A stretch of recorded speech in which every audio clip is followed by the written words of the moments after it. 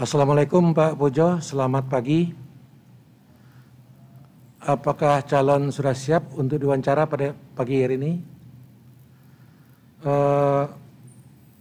Pagi ini kita mulai wawancara dan calon akan diwawancara oleh 9 panelis, yaitu Profesor Jimli As-Sidiki sebentar lagi nyusul, Profesor Muti Fajar Nurdewata juga agak sedikit terlambat, Ketua Komisi Yudisial, Profesor Amzulian Rifai, kemudian Dr.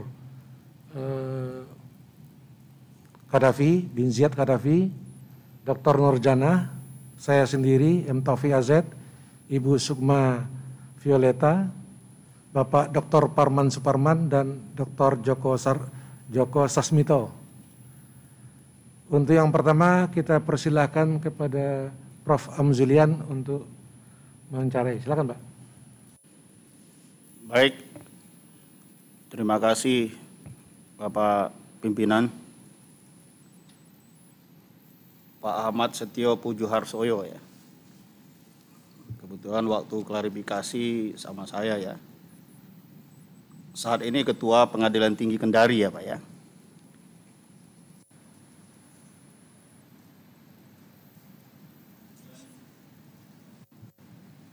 Betul Bapak pernah menjabat di Sekma ya. Baik, rileks aja Pak, saya yakin Bapak bisa menghadapi wawancara hari ini dengan baik ya. Pertanyaan saya pertama Pak, ini kan cukup banyak ya perkara yang ke kasasi ke MA ya. Menurut Bapak, banyaknya kasasi ke MA itu apakah merefleksikan para pencari keadilan itu kurang mempercayai putusan pengadilan di bawahnya? Silakan Pak, baik menanggapinya secara substansi perkaranya maupun manajemen perkaranya. Saya persilakan Pak. Baik, terima kasih Prof.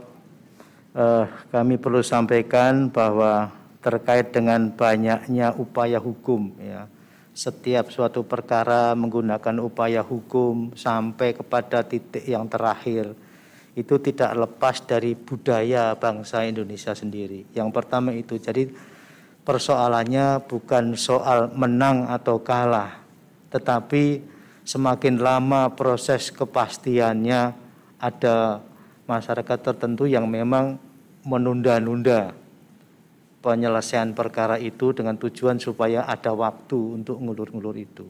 Yang kedua, memang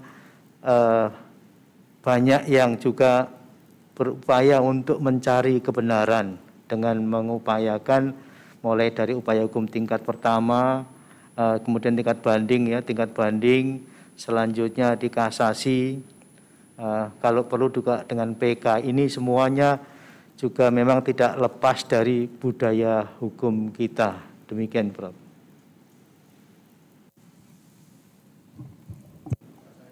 Kenapa saya bertanya seperti ini?